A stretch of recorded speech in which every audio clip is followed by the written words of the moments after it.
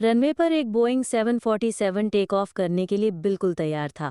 कनी धुंध के बीच पायलट ने थ्रस्ट लीवर ऊपर किए, हेडलाइट्स ऑन की और एयरक्राफ्ट अब टेक ऑफ स्पीड को क्रॉस कर चुका था। एक ऐसी स्पीड जहां से वापस होना नामुमकिन। ये करीब होता है, लेकिन एन इस मौके पर धुंध के बीच एक साया नमूदार होने लगा। और ये साया था एक दूसरे बोइंग 747 का, जो इसी रनवे पर उल्टी डायरेक्शन में अब सिर्फ चंद मीटर्स दूर था। इसके बाद जो हुआ उसका तसव्वुर करना भी काफ़ी मुश्किल है। सवाल यह है कि आखिर नौबत यहाँ तक पहुँची कैसे गई? एयर ट्रैफिक कंट्रोलर क्या कर रहा था? और कौन सी एक छोटी सी गलती थी जिसने जन्म दिया एविएशन हिस्ट्री के सबसे खतरनाक हादसे को? ये दुख भरी रुदात पेश आई स्पेन के कैनरी आइलैंड्स में, जिसे दुनिया आज टेनरिफ एयरपोर्ट डिजास्टर के नाम से याद करती है। मल्टीमीडिया चैनल की वीडियोस में एक बार फिर से खुशामदीद नाजरीन। इस कहानी की शुरुआत हादसे के एक दिन पहले 26 मार्च 1977 को शुरू होती है, जब पैन एम फ्लाइट 1736 एक Boeing 747 jumbo jet Los Angeles airport से टेक ऑफ होता है। इसको न्यूयॉर्क में लैंड करके कुछ पैसेंजर्स उठाने थे और फिर इसकी फाइनल डेस्टिनेशन थी समंदर पार कैनरी आइलैंड्स का शहर लॉस पाल्मस। ये एक चार्टर्ड फ्लाइट थी और इसी वजह से पूरी तरह बुक थी, जिसमें ज़्यादातर बड़ी एज के पैसेंजर सवार थे जो लॉस पाल्मस में क्रूज शिप को एंजॉय करने का इरादा रखते थे। लॉस पाल्मस कैनरी आइलैंड्स का कैपिटल है, जो मोरक्को की कोस्ट से तकरीबन 100 किलोमीटर दूर स्पेन का सबसे सदर्न पार्ट है। ये जगह अपने ट्रॉपिकल मौसम की वजह से दुनिया भर में काफ़ी फेमस है। लेकिन 1977 में कैनरी आइलैंड्स की खूबसूरत ढाल के पीछे एक पॉलिटिकल टेंशन छुपी थी। यहाँ एक ग्रुप, जिसको MPAIAC कहा जाता था, स्पेन से कैनरी आइलैंड्स की आज़ादी के लिए आवाज़ उठा रहा था और अपनी इस कैंपेन के लिए अक्सर ये ग्रुप वायलेंस का सहारा भी लेता। और इसी तरह के ही एक वायलेंट इवेंट से इस खतरनाक हादसे की शुरुआत होती है। पैन एम फ्लाइट 1736 ने न्यूयॉर्क के KGF इंटरनेशनल एयरपोर्ट से पैसेंजर्स उठाए और रवाना हो गई लास पाल्मस आइलैंड की जानिब। इसके कैबिन क्रू में शामिल 56 इयर्स के captain Victor Grubbs, first officer 39 years के रॉबर्ट ब्रेक और 46 इयर्स के flight engineer George Van Genten समेत 13 फ्लाइट अटेंडेंट्स और 380 पैसेंजर्स शामिल थे। ये तो सारी डिटेल्स थी पैन एम फ्लाइट 1736 की, जो अब अटलांटिक ओशन के ऊपर क्रूज कर रही थी। अब आते हैं दूसरे जहाज की तरफ, जो इसी हादसे का शिकार होना था। नेदरलैंड्स के शहर एम्स्टर्डम एयरपोर्ट पर KLM फ्लाइट 4805 तैयार हो रही थी। ये भी एक बोइंग 747 ही था और इसको भी कैनरी आइलैंड्स के शहर लास पाल्मस ही जाना था। इसके कॉकपिट में 50 साला कैप्टन जैब, 42 इयर्स के फर्स्ट ऑफिसर क्लास और 48 इयर्स के फ्लाइट इंजीनियर विलियम शामिल थे। इसमें 11 फ्लाइट अटेंडेंट्स और 235 पैसेंजर सवार थे। KLM फ्लाइट 4805 ने बोर्डिंग के बाद एम्स्टर्डम इंटरनेशनल एयरपोर्ट से उड़ान भर ली। अब ये दोनों एयरक्राफ्ट कैनरी आइलैंड्स के लास पाल्मस एयरपोर्ट की तरफ रवां-दवा थे। इसी दौरान लास पाल्मस एयरपोर्ट पर दो आदमी टर्मिनल बिल्डिंग की तरफ बढ़ते हैं और एक फ्लैश शॉप के बाहर एक बैग रखकर कहीं गायब हो जाते हैं। एक ऐसा बैग जिसमें काउंटडाउन टाइमर के साथ बॉम्ब लगा हुआ था। ठीक दोपहर के 1 बजे लास पाल्मस एयरपोर्ट की रिसेप्शन पे एक फ़ोन कॉल आती है। अगली तरफ वाले शख्स ने अपना ताल्लुक MPAIAC ग्रुप से जाहिर किया, वही ग्रुप जिसका जिक्र वीडियो की शुरुआत में हुआ था, और कहा कि अगले 15 मिनटों के बाद लॉस पाल्मस एयरपोर्ट में बम ब्लास्ट होने वाले हैं। एयरपोर्ट के अमले ने फ़ौरन हरकत में आते ही 15 मिनट से पहले पहले पूरा लॉस पाल्मस एयरपोर्ट खाली करवा दिया। और इनकी ये भगदड़ तब खौफ में बदल गई जब ठीक 15 मिनटों के बाद हुआ एक जोरदार धमाका।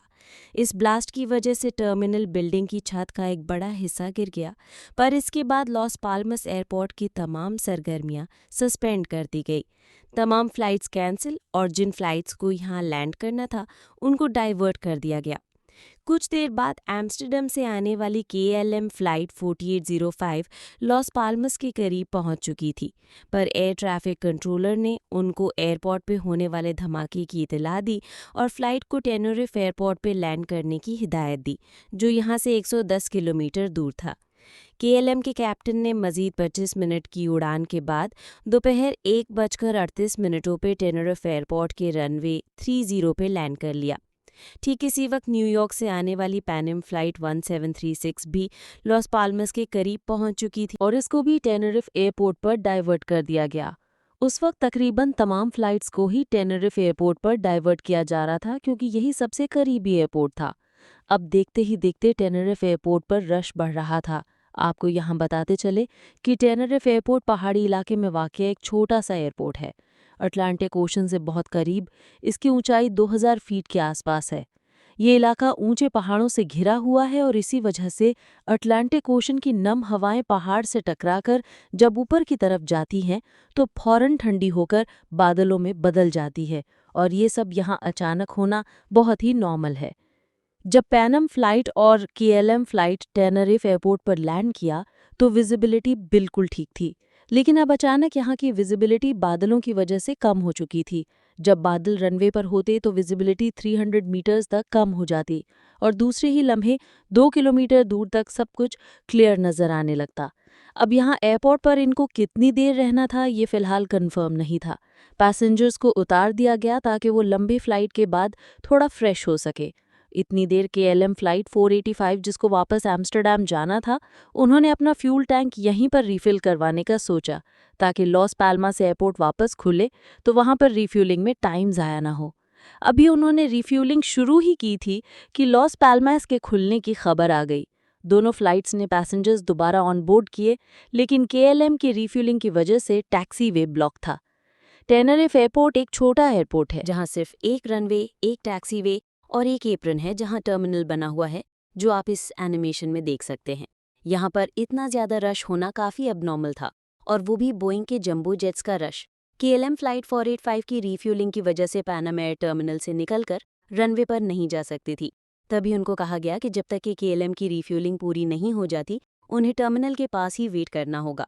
4:45 पे केएलएम की रिफ्यूलिंग खत्म हो गई और कैप्टन ने टैक्सी वे से हटने की तैयारी शुरू कर दी। अब क्योंकि एप्रन दूसरे जहाज़ों से भरा हुआ था जो टैक्सीवे को भी ब्लॉक किए हुए थे, तभी टेक ऑफ के लिए रनवे के ईस्ट एंड तक जाने के लिए कंट्रोलर ने केएलएम के पायलट्स को, जो टैक्सीवे के बिल्कुल वेस्ट साइड पे पार्क था, इंस्ट्रक्शंस दी कि वो रनवे पर ही टैक्सी करते हुए एक्सट्रीम ईस्ट एंड पर जाकर 180 डिग्री दम लेकर टेक ऑफ की तैयारी करें। जब केएलएम 485 ने टैक्सी करना शुरू किया तो कंट्रोलर ने पैनम एयर को इंस्ट्रक्शंस दी कि वो रनवे पर ही केएलएम को फॉलो करें, लेकिन C3 एग्जिट से टैक्सीवे पर चढ़ जाएं, क्योंकि इसी रनवे पर केएलएम 4805 को टेक ऑफ करना था। विजिबिलिटी काफ़ी कम थी और हर गुजरते मिनट मजीद ख़राब होती जा रही थी। केएलएम 485 ने टैक्सी करते हुए पूरे रनवे को क्रॉस किया और ईस्टर्न एंड पर आकर 180 डिग्री का टर्न लेकर टेक ऑफ पोजीशन में आ गई।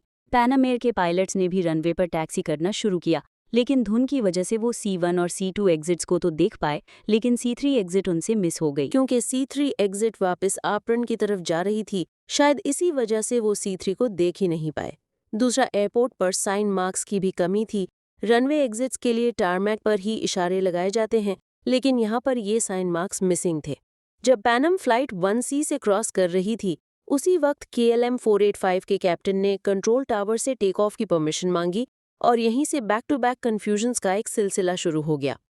कंट्रोल टावर से ये दोनों जहाज धुंध की वजह से नजर नहीं आ रहे थे और ना ही इस एयरपोर्ट पर रडार सिस्टम इंस्टॉल था। इस मौके पर कंट्रोल टावर ने KLM को बताना शुरू किया कि टेक ऑफ के बाद उनको कौन सा रूट लेना है, लेकिन इस मैसेज में कहीं भी उनको टेक ऑफ की परमिशन नहीं दी गई थी और KLM ने समझा कि शायद उनको टेक ऑफ की परमिशन मिल चुकी है और KLM के कैप्टन ने जवाब दिया, we are at take off. अब असल में उन्होंने we are at take off बोला या वी आर टेकिंग ऑफ बोला, ये अभी तक क्लियर नहीं है, लेकिन इसके जवाब में कंट्रोल टावर ने बोला ओके। पर चंद सेकंड्स के गैप के बाद कंट्रोल टावर ने क्लियर कर दिया, stand by for take off, I will call you. ये एक बहुत अहम मैसेज था जिसमें क्लियर बताया गया था कि अभी टेक ऑफ नहीं करना, पर यह मैसेज KLM के कॉकपिट तक पहुंचा ही नहीं, क्योंकि एन उसी वक्त रनवे पर ही C3 के करीब बेनम फ्लाइट 1336 के पायलट, जो ये सारी कॉन्वर्जेशन सुन रहे थे, उन्होंने भी एक मैसेज रिले किया कि वी आर स्टिल डाउन। यानी कंट्रोल टावर का KLM को स्टैंड बाय रहने का मैसेज और पेनम का मैसेज दोनों एक ही वक्त में रिले हुए, जिसकी वजह से KLM के कॉकपिट में सिर्फ एक डिस्टॉर्शन जैसी आवाज़ सुनाई दी। पेनम फ्लाइट 1336 जो अब अनजाने में C3 को क्रॉस कर चुकी थी, इनको कंट्रोल टावर ने बोला कि जब आप रनवे को एग्जिट करें तो मुझे बता दें, जिसका पेनम के पायलट्स ने ओके का जवाब दिया। पर उस वक्त तक KLM फ्लाइट 4850 के कैप्टन ने थ्रस्ट लेवल्स ऊपर कर दिए थे, ये समझते हुए कि कंट्रोल टावर की परमिशन मिल चुकी है। अब यहाँ पर KLM के फ्लाइट इंजीनियर ने कंट्रोल टावर का पेनम फ्लाइट को दिया गया मैसेज सुन लिया था और उन्होंने फौरन कैप्टन को बताया कि अभी तक वो रनवे पर ही है। लेकिन पता नहीं क्यों कैप्टन ने शायद शोर में कुछ और ही समझा और सिर्फ इतना बोला, ओ यस, और टेक ऑफ जारी रखा। धुंध की वजह से उनको सिर्फ 300 मीटर का एरिया दिख रहा था। इसी दौरान अचानक पेनम के पायलट्स को रनवे पर धुंध के बीच हेडलाइट जाहिर हुई।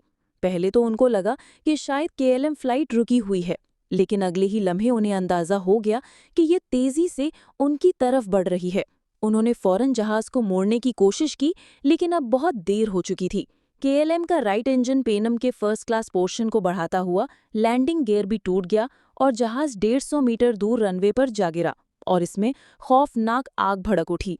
क्योंकि इसका फ्यूल टैंक पूरा फुल था, तो आग की शिद्दत का अंदाजा आसानी से लगाया जा सकता है। इसमें मौजूद तमाम 248 पैसेंजर्स मौके पर ही हलाक हो गए। वहां पेनम फ्लाइट के पैसेंजर्स को तो ये सोचने का भी मौका नहीं मिला कि आखिर हुआ क्या है। फर्स्ट क्लास के पैसेंजर्स तो मौके पर ही खत्म हो गए। लेकिन नीचे इकॉनमी क्लास के कई पैसेंजर्स को छत में हुए सुराग से निकलने का मौका मिल गया। कई ने 20 फीट की ऊंचाई से छलांग लगाकर अपनी जान बचाई। पहले हम फ्लाइट के 396 पैसेंजर्स में से सिर्फ 61 लोग ही जिंदा बच सके। शायद मजीद लोग जिंदा बच जाते, लेकिन धुंध की वजह से कंट्रोल टावर को इस एक्सीडेंट का कुछ देर बाद इल्म हुआ। वो भी तब जब एप्रन पर खड़े दूसरे जहाज ने रनवे पर भड़कते हुए शोले देखे और कंट्रोल टावर को बताया। रेस्क्यू सर्विस की गाड़ियां भी धुंध की वजह से ज्यादा तेज नहीं चल पा रही थी। इस हादसे में टोटल 583 जानें पलक झपकते ही जाया हो गई। इन्वेस्टिगेशन में दोनों जहाजों के कॉकपिट वॉइस रिकॉर्डर का जायजा लिया गया और यहीं से ही सारी डिटेल्स पता चली जो आपने इस वीडियो में देखी हैं।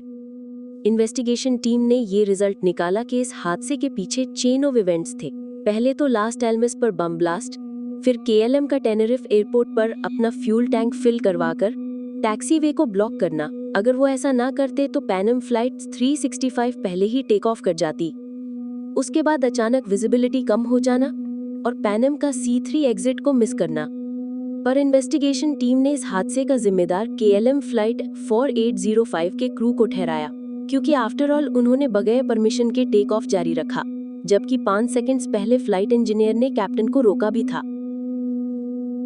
टेनेरिफ एयरपोर्ट डिजास्टर पूरी एविएशन इंडस्ट्री के लिए एक वेकअप कॉल साबित हुई। इस हादसे के बाद एविएशन इंडस्ट्री में बहुत बदलाव आया और देखा गया कि कॉल साइंस में तब्दीली की गई, उनके रूल्स चेंज किए गए। तमाम एयरपोर्ट्स पर रेडार को मैंडेटरी किया गया और रनवे पर होल्डिंग पॉइंट्स और इंडिकेटर्स का होना लाजमी करार दे दिया गया। आज टेनेरिफ आइलैंड पर 2 एयरपोर्ट्स मौजूद हैं। जहां ये हादसा हुआ था वो नॉर्दर्न एयरपोर्ट है, जबकि साउथ में भी एक नया एयरपोर्ट बनाया गया है जिसकी ऊंचाई कम है और वहां बादलों और फॉग की वजह से विजिबिलिटी मुतासिर नहीं होती। उम्मीद है मल्टीमीडिया चैनल की ये वीडियो भी आप लोगों ने भरपूर एंजॉय की होगी। आप लोगों के प्यार भरे कमेंट्स का बेहद शुक्रिया। मिलते हैं अगली शानदार वीडियो में।